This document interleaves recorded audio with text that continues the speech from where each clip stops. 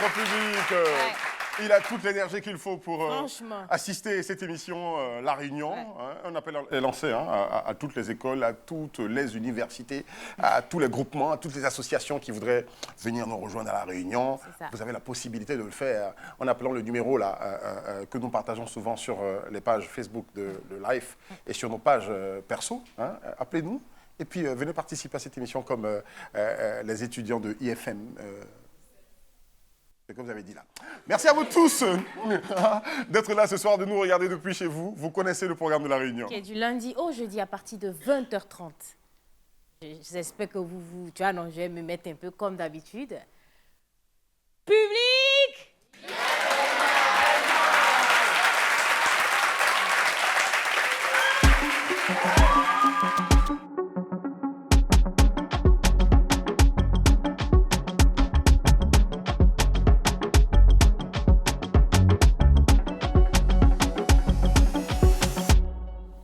Burnout.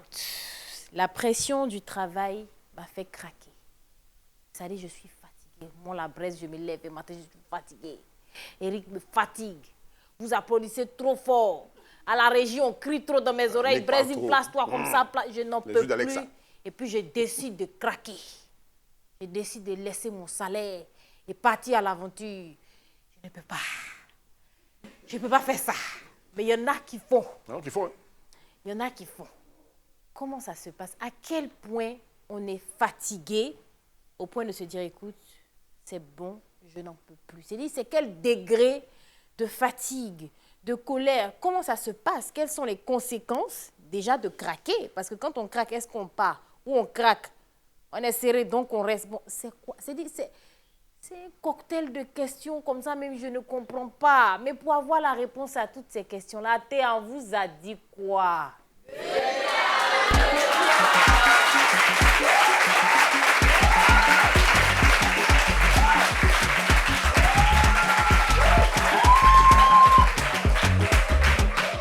C'est bon. Vous avez trop d'énergie. Burnout, la pression du travail m'a fait craquer. Qui sont-ils qui vont venir en parler avec nous? Ils sont Diarra Issa, 29 ans, analyste risque financier. Il habite à Trècheville. On applaudit notre invité, le premier, s'il vous plaît.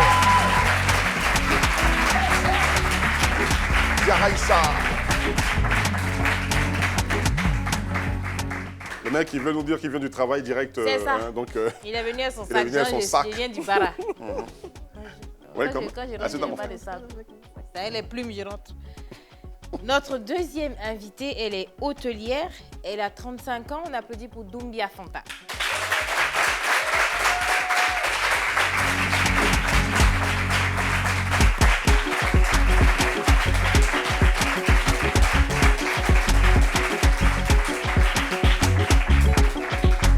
À la régie, envoyez mon sac, s'il vous plaît, parce que j'aime plus ça.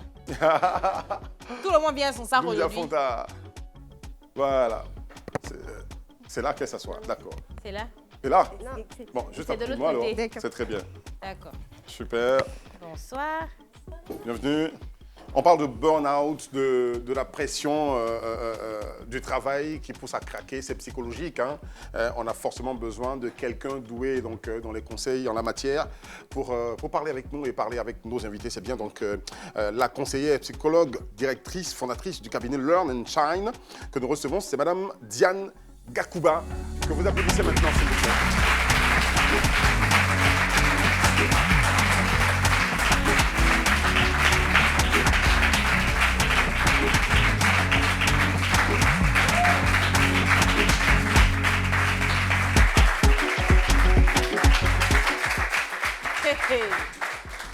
Hey, affaire de sac là.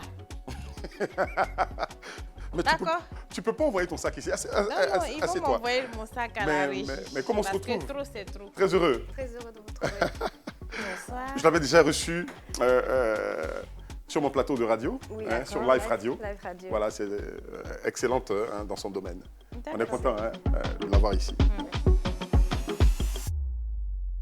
Ben, on va commencer par toi, Diarra Issa. D'accord. Ça a été quoi ton expérience? Dans quel domaine tu travailles, ou tu travaillais à l'époque où tu as fait ton burn-out? D'accord, bon, j'étais déjà en licence Et lorsque j'ai fini ma licence, bon, juste en train de chercher à préparer le master. Et puis, bon, je me suis dit, bon, peut-être pourquoi pas avoir une expérience professionnelle. Donc, tout de suite, je postule à un poste de comptabilité en tant que stagiaire. Et juste le lendemain, je suis appelé et je prends rendez-vous pour l'entretien, tout et tout. Donc, j'arrive à l'entretien. On me demande de me mettre à disposition dès le lendemain. Donc, il y avait un responsable qui était là, tout de suite, qui m'a dit, bon, vu que c'est une première expérience, alors il faudrait que je me rende disponible. C'est vrai qu'on m'a demandé d'être là dès demain, mais quand même de m'aménager et puis d'être disponible. Chose que j'ai fait, et puis bon. J'arrive au travail le matin.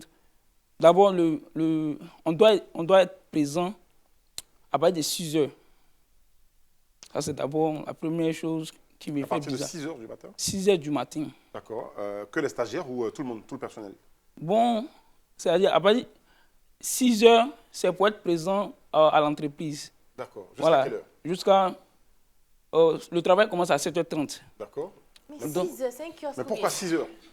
6 heures, parce qu'à l'entrée, à partir de 7 heures, s'il y a un retard, vous restez au dehors. Donc, il m'a dit d'être disponible. Bon, moi, le premier jour, ça ne m'a pas gêné parce que c'est le premier jour de travail. Donc, tout de suite, j'étais disponible. Je travaille chaque jour. Mais ce n'est pas une très grande entreprise. Donc, l'organigramme n'est pas aussi structuré, aussi dense. Donc, on a accès directement aux responsables. Donc, on peut facilement avoir accès au DG. Donc, le DG, vu que je suis en stage, donc je m'attends à voir un responsable comptable, peut-être pour me donner les BABA. Bon, déjà, on a les BABA à l'école, mais déjà pour m'épauler, tout et tout. Oui. Mais j'arrive, il n'y a pas de comptable. C'est toi le comptable, en fait? C'est moi le comptable. Sauf que tu as un statut de stagiaire. Donc, je comprends, j'essaie de m'adapter parce que, bon, c'était pas mal encore à l'école. Donc, j'essaie de m'adapter. Il y a des amis déjà qui ont commencé les stages en cabinet, tout et tout. Donc, j'essaie de m'appuyer sur. Mais le monsieur, il me considère pas comme un stagiaire. Pour lui, je suis plein, je suis bon.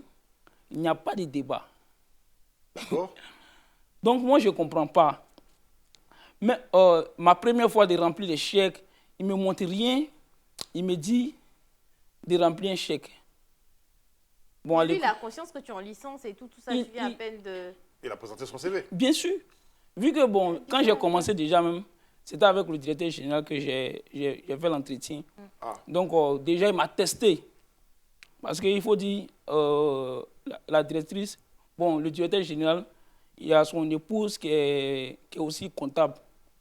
Et elle-même, elle est DAF dans une entreprise. Donc, lui m'a testé tout de suite.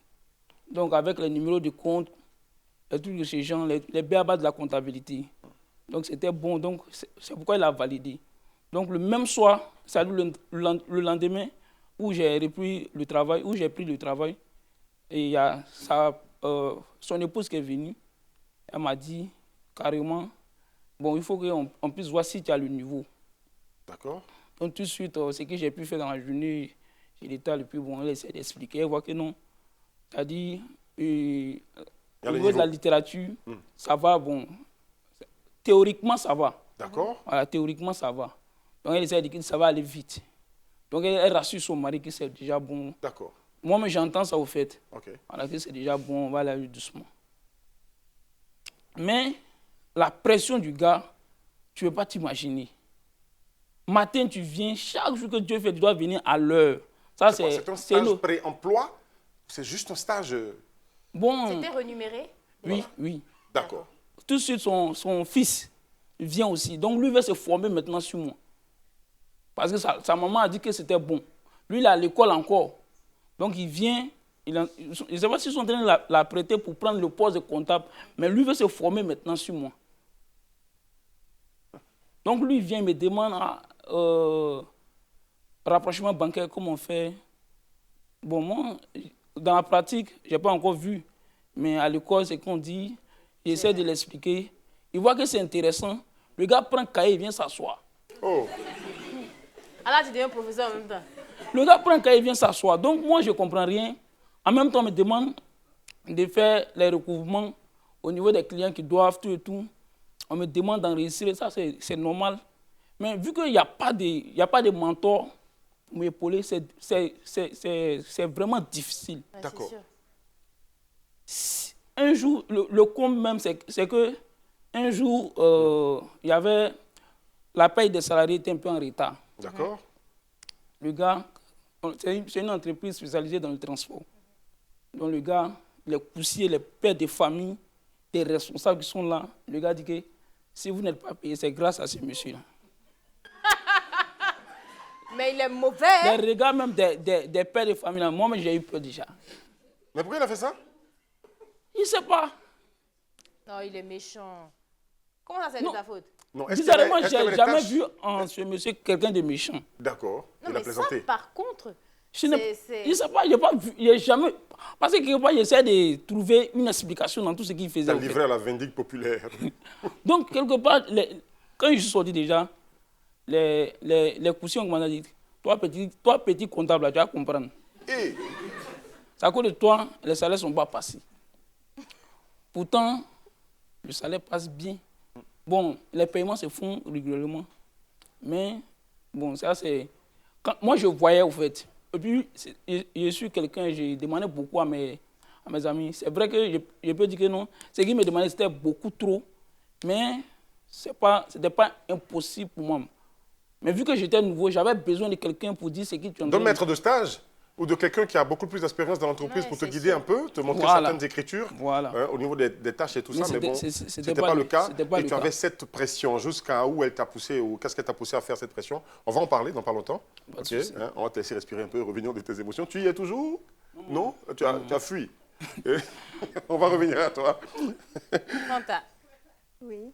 Donc toi, c'était dans quel domaine est-ce que tu exerçais? C'était dans la restauration.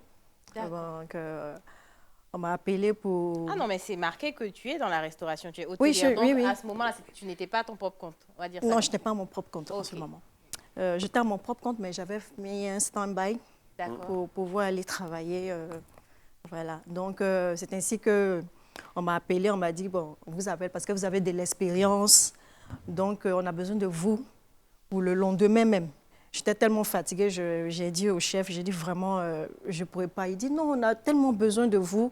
Il faut que vous soyez disponible pour pouvoir venir travailler, tout et tout, tout et tout. Donc, j'ai fait le sacrifice. Je suis venue, j'ai commencé à faire mon essai. C'est un essai, je pense qu'il m'a dit, c'est un essai de 2 semaines.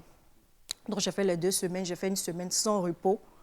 Vu la restauration, il y avait tellement de pression sur tout ça. Donc, après, je vois que bon, il y a eu des frustrations. Il y a des frustrations au niveau de la stagiaire qui était venue. La stagiaire, elle est venue, il y a une collègue qui l'a formée. Donc, on a fini de former la stagiaire. Moi, je suis venue la trouver, au fait. Donc, on a fini de former la stagiaire, la collègue l'a formée bien. Et on la nomme comme responsable pour laisser les doyennes qui ont fait combien d'années de service. Donc, mais c'était vraiment, vraiment scandaleux. Donc, on a attrapé, on a dit, bon, moi, j'ai dit, bon, c'est pas grave. Moi, je vais la trouver, bon, je vais accepter le travail comme ça, vu que c'est pour un temps. D'accord. Voilà. Donc, c'était ça mon objectif. Donc, moi, je n'avais pas de problème qu'elle soit chef ou pas, mais le respect surtout. Le respect des anciens qui sont là, le respect. Mais on avait vu qu'elle était devenue gonflée, elle a commencé à montrer son vrai visage. Au début, quand elle n'était pas encore nommée, elle m'appelait même maman, maman, maman, maman. Les petits mots pour mes trucs. Maintenant, quand on l'a nommée responsable, là, elle a commencé à... Mais elle avait responsable comme ça? Bon, on l'a nommée responsable parce que c'est la filleule du chef, au fait. D'accord. Bon, je ne sais pas, objectivement, je vous parle de façon objective, en entreprise, quand commencent les tantis, mamans et autres, quand on acquiert certaines responsabilités, on a peut-être envie de marquer le coup pour que le travail soit bien fait. Oui, oui. Voilà, d'où que vienne sa nomination, c'est la responsable pour le moment. Mais d'où vient la pression qui vous a amené au burn-out? D'accord. Donc, la pression, c'était la frustration. Si j'étais dans une autre boîte, du chef, au fait. Du chef. Et puis, bon, elle aussi, sa façon de s'exprimer vis-à-vis de moi, je n'aimais pas trop. D'accord. Ouais, tu es en train de travailler et puis on vient, on te dit tant, alors que toi, tu sais que c'est comme ça, on fait le boulot. On t'a déjà dit comment on fait, au fait. Le chef t'a déjà dit comment on fait, les différents responsables. C'est vrai qu'elle, on l'a nommée responsable, mais elle ne connaît pas réellement le travail. Par rapport à... Elle vient d'arriver dans le travail. Par rapport aux doyennes qui sont là, qui ont duré, qui connaissent le travail, tout et tout, ben, il faut te calmer. Même si on t'a nommé responsable, il faut respecter aussi les gens qui sont D'accord. Donc, devant. vous a manqué de respect. Voilà. Votre responsable première vous a manqué de respect. Voilà. Vous trouviez qu'elle avait... Tu trouvais, donc, pardon, sur ce plateau, oui, qu'elle avait un jeune âge voilà. qui ne devrait pas lui permettre, même si elle est ta chef, oui. de te parler comme elle le faisait. Moi-même, je me demande, est-ce que c'est réellement objectif? Tu vois, est-ce que ce n'est pas le blocage de... C'était une simple stagiaire. Déjà, elle n'est pas plus expérimentée que... Deux blocages, simple stagiaire. OK, et elle n'est pas plus expérimentée que nous. Pourquoi quelqu'un qui passe qui a été, voilà, et tout, qui aujourd'hui se met à commander ou à donner des ordres à qui que ce soit. Donc, est-ce qu'il n'y avait pas ça aussi? Bon, il y avait un peu de ça, mais moi, j'ai dit, comme j'ai dit, il n'y avait pas de... J'acceptais ça, au fait. Très bien. Parce que moi, je me dis, dans la vie, il faut être humble. Si tu veux apprendre, il faut être humble pour pouvoir être élevé plus. Donc, moi, je ne trouvais pas de problème à cela, au fait. D'accord. Voilà. Parce que j'ai plus la sensation que c'était elle, son caractère à elle, comment elle se comportait ou du fait qu'elle soit du jour au lendemain, truc. J'ai comme l'impression que c'est plus elle le problème que la pression, tu vois, en elle-même. Oui, c'était elle le problème en quelque sorte. Et puis, bon, il y avait aussi la pression du travail, que je n'arrivais pas à supporter. Le chef. Plus de travail que prévu. Voilà, il y avait plus de travail que prévu, que le salaire qu'on m'avait proposé, au fait. Donc, tout ça m'énervait, au fait. Ah, c'est l'argent foutu. Voilà. tout ça, non, pas forcément. On peut te donner un petit salaire et puis tu es à l'aise dans une entreprise. Voilà, c'est pas, on ne voit pas tout en l'argent, au fait. C'est pas tout qui est argent, comme on le dit. Mais je veux dire qu'au moins, il faut qu'on te donne ta place, au fait. Voilà, ta place, il faut qu'on te donne ta place. Il faut que tu mérites ta place, au fait. Il ne faudrait pas qu'on se fout de toi. Voilà, on te manque de respect, tout et tout. Donc, moi, mon problème, c'était que le chef me rabaissait. Si tu étais dans un autre coin, ils allaient te renvoyer le lendemain. Ah, on te disait ce genre de choses. On me disait ce genre de trucs. Donc, j'en avais marre. Non, c'était le grand chef. Puisque c'était sa filleule. Ah, d'accord. Donc, il me disait ce genre de trucs, vraiment. Et puis, quand on entend de plaisanter, il a tendance à me frustrer. Donc, je disais, c'est mieux que je reste dans mon coin et puis, bon, prendre une décision. D'accord. Voilà. Mais avant que la dame, enfin la filleule ne devienne ce poste-là, est-ce qu'il y avait déjà eu des frustrations au niveau du big boss, des trucs qui disaient de déplacer? Non. Donc c'est quand sa filleule est arrivée à ce poste-là que subitement... Voilà, subitement, parce que je lui ai dit tout simplement, est-ce que vous ne pouvez pas briefer la fille? Voilà, par rapport à sa façon de parler. Elle ne sait pas parler aux gens. Est-ce que vous pouvez lui dire, elle n'a qu'à pouvoir s'adresser aux gens respectueusement. On travaille en équipe, il faut qu'on soit en harmonie. Donc, quand je lui ai dit ça, il était tout énervé. Il a dit, oh, j'ai compris. Donc, j'ai compris que... dit ça doucement comme ça, est-ce que tu peux lui parler? Oui, j'ai dit ça doucement parce que c'est mon chef. Oui. D'accord. Avec des exemples à l'appui. Oui. Pour lui montrer qu'est-ce qu'elle a fait, qu'est-ce qu'elle a dit, quels sont les mots placés. Lui-même, il n'a même pas voulu savoir qu'est-ce qu'elle a fait. Donc, moi, j'ai laissé tomber. D'accord. Et à un moment donné, c'est démissionné ou oui, j'ai démissionné. J'ai dit, il y a une voix qui me disait, tu ne mérites pas ça, tu ne mérites pas ça. Après combien de temps? Je n'ai même pas fait. J'ai fait 2 mois et puis bon, je suis partie. Vous avez vécu tout ça en seulement 2 mois? Oui. Je me dis que il faut que je parte. Et il y a une voix qui me disait à chaque fois, pars, tu ne mérites pas ça. D'accord. Voilà. Là, on part où? À la pub, ma chérie. Ouais, on part à la pub. La voix me dit, on va à la pub, on se retrouve dans un instant. À tout de suite.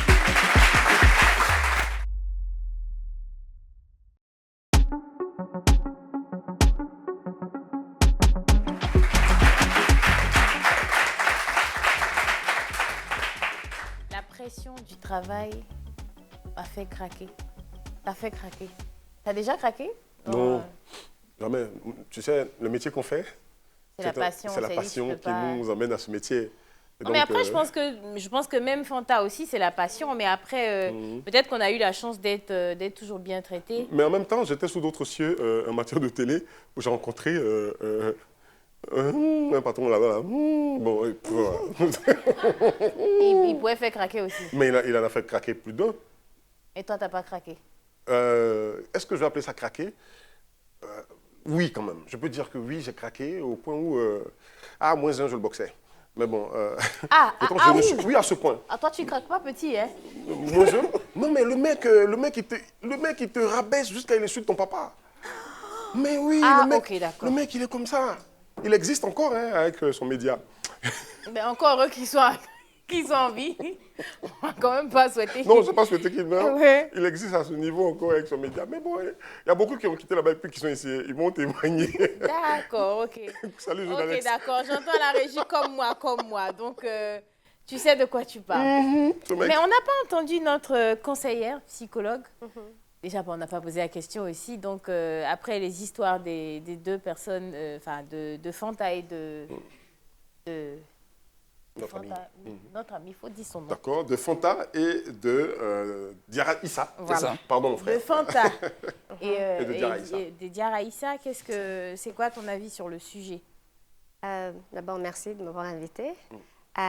L'épuisement professionnel, ou comme on dit, déjà, il a mentionné le fait qu'il y avait une mauvaise structuration. Très bien. Au niveau de l'organigramme. De l'organigramme. Très bien. Ça, c'est déjà un élément qui montre déjà que forcément, il y aura un problème d'organisation, de communication. Ton travail n'était pas déjà très structuré. Et défini d'ailleurs. Il n'était pas défini et vous n'avez même pas quelqu'un pour vous accompagner. Normalement, il doit y avoir une période d'orientation, comme vous l'avez dit, un maître de stage. Donc tout ça manquait et ça peut déjà te mettre dans une situation stressante. Tu es stressé, tu veux travailler, tu es motivé, mais même étant motivé, tu peux ne pas savoir comment faire ton travail puisque tu n'es pas guidé.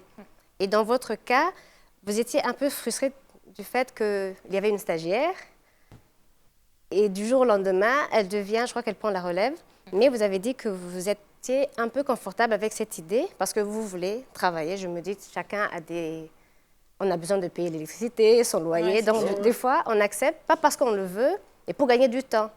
Mais le fait qu'il y avait aussi un mauvais comportement vis-à-vis à elle, sa façon de parler, la mauvaise communication, en fait, c'était la dernière goutte qui a fait qu'en fait, elle n'en pouvait plus. Le fait de ne pas être respectée. Ouais. En fait, l'épuisement professionnel peut être causé par la charge du travail, mais aussi l'environnement qui est malsain. D'accord. Ça veut dire qu'il y a un mauvais comportement. Il faut s'armer, pardon, je prononce bien. Il faut s'armer de quoi pour résister, dans le cas de Fanta, à une patronne parachutée à un poste et qui domine tout le monde. Les objectifs. La raison pour laquelle tu as appris ce travail d'abord, mais aussi savoir que la santé vient avant tout. Et dans ce cas-là, c'est pour ça qu'elle a juste passé deux mois. Mais elle a commencé à observer ces problèmes après 2 semaines. Mais en fait, elle se dit, bon, je pense que je vais essayer quand même de rester pendant un certain temps. Et c'est ça qui va t'amener à faire le travail comme il faut pendant que vous trouvez le plan A, le plan B. Donc c'est ça, il faut s'armer de motivation, avoir des objectifs et vous dire, vous êtes là pour un certain temps. Mais comme on l'a dit tout à l'heure, en fait, c'est progressif. C'est un état psychique qui est caractérisé par plusieurs éléments. Mais évidemment, c'est une fatigue intense. Vous êtes toujours fatigué, même après le repos, et une démotivation. Donc, vous ne voulez plus aller travailler. C'est la démotivation. Après, oui. Et après, bien sûr, on commence à observer des symptômes physiques, comportementaux ou bien... Alors, quand on répond à une demande de stage, à laquelle on a reçu l'ordre de se pointer au travail dès 6 h du matin. Oui. Quand on entend ça, quelle analyse on doit faire pour accepter ou refuser derrière après? Alors, lui, dans son cas. Souvent, nous venons d'une culture, souvent on a peur de poser des questions. Ouais. Je ne sais pas si vous avez remarqué, comme si quand on pose une question, on risque de montrer qu'on ne veut pas le travail. Ouais. Donc, le fait de ne pas communiquer assez vous met déjà dans une situation embarrassante. Donc, vous n'avez pas demandé quelles sont les heures de travail dès le départ. Mais tout ça, il y a une façon de demander, bien sûr, de poser les questions. Mais il faut, avant de commencer un travail, il faut que ce soit bien précis. Il faut avoir un document qui vous dit, voilà la description des tâches. Tant que vous n'avez pas reçu cela, vous ouvrez les portes à un drame. Parce que n'importe qui, la femme, le petit frère, va venir vous donner des... Non, il faut savoir, je réponds à qui, Mais bon, ça, c'est l'idéal. On sait que ce n'est pas toujours comme ça. Mais au moins, le minimum, pour vous protéger, il faut avoir une bonne description des tâches et poser des questions avant de commencer. Ne pas avoir peur, mais toujours, c'est dans la communication. C'est comment. Commencer à 6 heures, je pense que s'il sait qu'il doit être là à 6 heures, d'abord, on sait qu'il faut toujours être à l'heure. C'est clair. Ouais, c'est sûr. Qu'il pleuve, qu'il neige, normalement, il faut être à l'heure. Mais quand même, si vous trouvez que 6 heures, c'est très tôt, il faut le dire bien avant. Mais je pense que son problème n'était pas seulement être là à 6 heures, c'était le manque de formation, il n'était pas guidé. Et c'est comme si, en fait, son patron, excusez-moi de le dire, voulait qu'il commette des erreurs. Mais moi, je voudrais qu'on pose la question aussi à Issa, de savoir à quel moment est-ce que le burn-out arrive? Bon, je commence à craquer ou il commence à être violent. Verbalement ou physiquement? C'était verbal d'abord. Verbal, là, bon, il n'insultait pas pour dire, par exemple, tu es bête ou bien un truc comme ça. Il n'insultait pas comme ça. Mais c'était, on ne fait pas comme ça, on fait comme ça, on ne fait pas comme ça, on fait comme ça. Mais dans la manière, c'était un peu... Brutal. Voilà, c'était un peu brutal, c'était un peu fort. Ça ne me gênait pas. Mais c'est au moment où il a commencé à... Un jour, je suis venu... T'as d'un cocota? Non, ça seulement, il ne le fait pas. Il ne tape pas. Non, il ne tape pas. Mais mon bureau, il a cassé tout le bureau.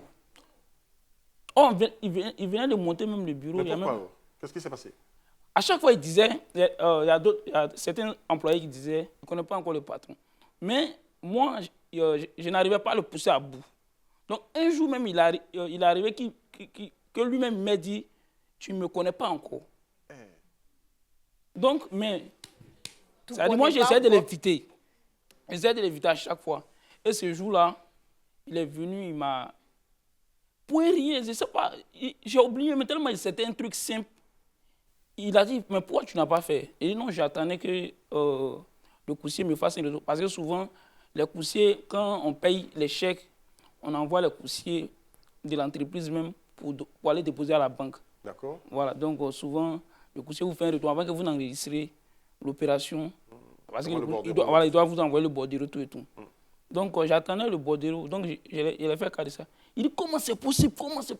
Comment ça casser le bureau? Non. Tellement c'était ce jour-là, mais j'ai pris le papier et puis j'ai commencé à écrire la lettre de démission. Oh.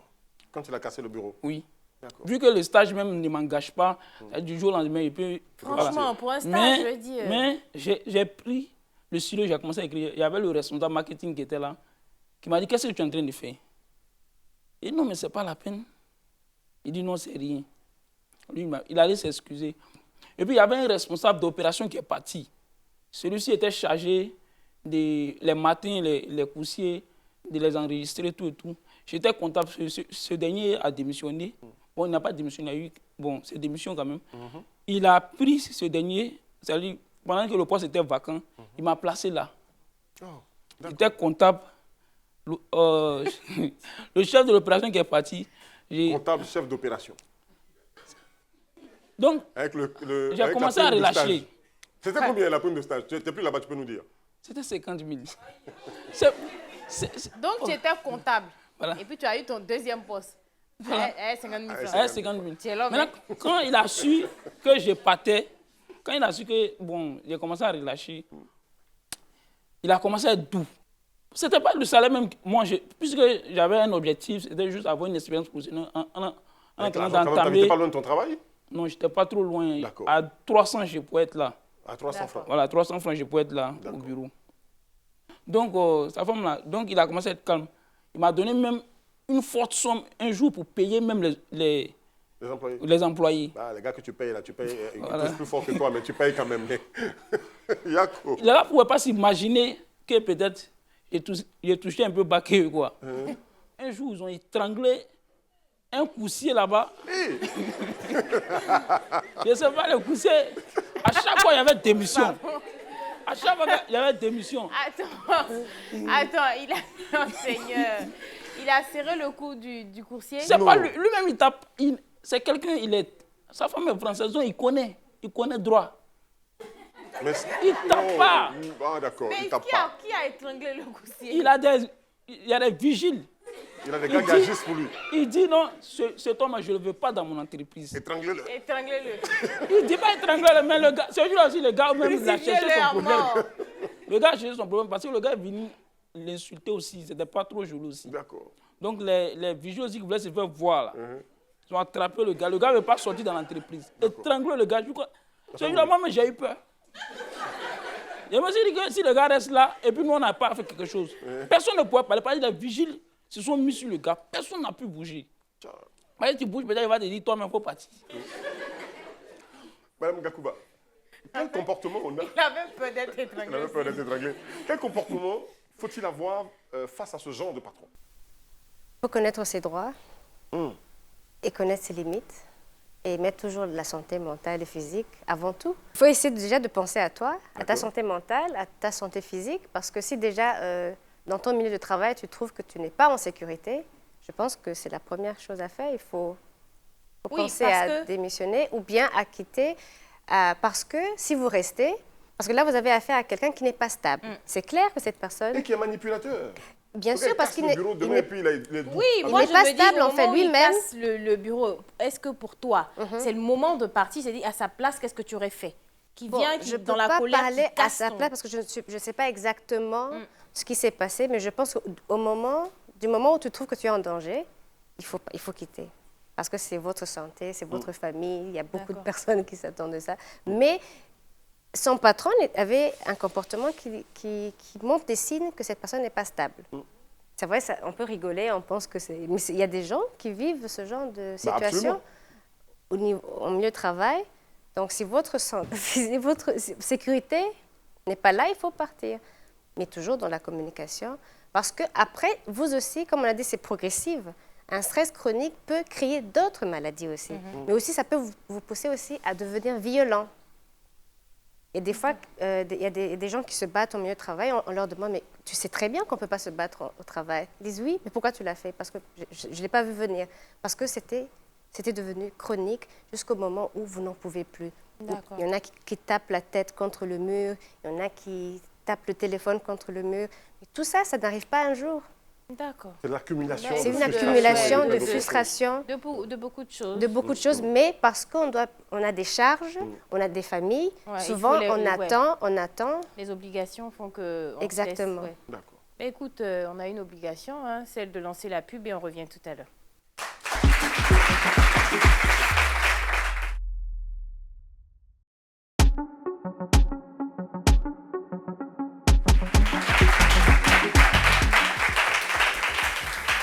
Burn-out total. Burn-out total. À quel niveau? Eric refuse de se lever. C'est un burn-out. Franchement, la pression t'a fait craquer. J'aime bien quand elle désannonce la pub, elle nous ramène de la pub avec sa robe rouge. Ouais, c'est ça. Qui annonce la Saint-Valentin d'ailleurs. Ouais, c'est ça. C'est ça. Déjà, moi, je voulais te demander effectivement à Issa. Donc, est-ce que c'est ce jour-là, c'est cet épisode-là qui te fait partir? Là où ils ont essayé d'étrangler, du moins s'étrangler le... En tout cas, ça a joué beaucoup. Mais il y a l'accumulation de plusieurs événements. Mais ceci a joué beaucoup. Parce que par derrière, ils essaient. Mais là, c'est un matin, je me suis levé à 6 h où je dois me rendre au travail là. Puis j'ai écrit un long texto. Ça m'a tellement, c'était... la dame, elle a vraiment été gentille envers moi. Ouverte, c'était vraiment une dame très très gentille. D'accord, et voilà. tu as fait le testo? J'ai fait le testo, j'envoie à la dame. Je ne pouvais pas dire c'est moi qui décide de ne pas venir. Donc j'ai dit non, ma maman dit c'est trop. C'est que j'ai fait. Tu as fait comme les servantes d'Abidjan. Voilà. Mon oncle a décidé. Voilà. Maman dit j'ai commencé mon master, donc il n'aurait pas le temps de venir toujours. Donc c'est pas la peine, tout et tout. Donc j'ai liquidé. J'ai envoyé le message. J'ai envoyé le message à sa femme. J'ai envoyé également le message au responsable marketing. Vu que c'est quelqu'un aussi, il est même écouté. À chaque fois, il me donnait des conseils, il me dit de tenir. Lui, il travaille dans une grande boîte. Aujourd'hui, il est ici. Mais il cherche à remonter tout et tout. Donc, voilà, c'était le moment difficile. C'est comme ça que tu es parti, en fait. Je ne suis plus venu. Ah, tu n'es même pas allé au travail. Mais le lendemain, ils t'ont appelé. Ils ne m'ont pas appelé. C'est la dame qui m'a écrit pour me demander de lui envoyer 2 CV d'une personne qui travaille comme moi et qui est en comptabilité. Oh là là, d'accord. Bon, on va l'applaudir quand même parce que de stagiaire, tout ce qu'il a vécu, il aurait pu passer en CDI et puis tenir, bon, moi, si j'avais été à sa place, peut-être que je serais resté un peu quand même, on ne sait pas. 5 000. Faut encaisser les gros avant de partir, toi aussi. Étranglé, là. D'accord. Vous savez, dans cette émission, il y a la rubrique Dis-moi tout, dans laquelle on se tourne vers le public qui a des questions à poser et c'est maintenant. Dis-moi tout.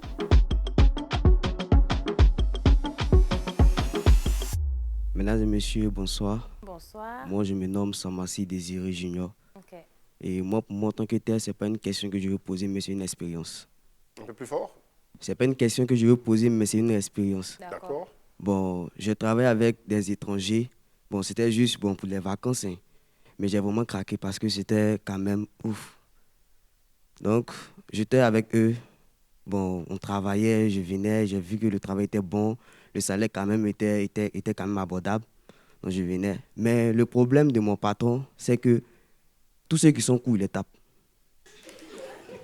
Tous ceux qui sont quoi? Qui sont courts, il les tape. Il les tape. Parce que lui, il est grand de taille. À toi, tu es court alors? Tu es court? Non, parce donc, qu'il je me... ne t'ai pas vu debout, donc je demande si non, tu es court. non, quand il dit court, parce que tous ceux qui dépassent là, il les tape. Parce que je ne comprenais pas au Il juste. t'a déjà tapé. Il m'a déjà... C'est pour cela que j'ai dit que j'ai vraiment craqué. Donc, tu es court. Ah, ouais, on peut...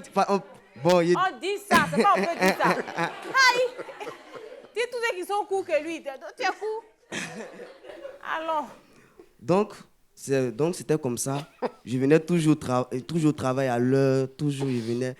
Et pour un petit truc, pour faire le travail, souvent nous, on ponçait les murs. C'est-à-dire, on rend les murs lisses, très, très, très lisses. Donc, quand tu fais une petite erreur, il vient même te taper sur ta tête. Souvent, il te donne des coups. Il dit, ah, mais c'est quel travail ça là? Bon, souvent, je m'en vais à la maison, j'en parle ça à ma mère. Je dis, non, il faut laisser, ça fait rien. Comme tu t'as même dit que tu es indépendant, au moins, tu n'es pas envoyé. Donc, il faut accepter. Je dis, ok, il n'y a pas de problème. Bon, ici, garçon, donc il a accepté. Mais chaque jour, on me tape. Chaque jour, on me tape. Ah! Donc, c'était tellement, il était tellement fatigué que pour finir, il dit, non, c'est bon. Donc, un jour, il voulait me taper, il dit, hey.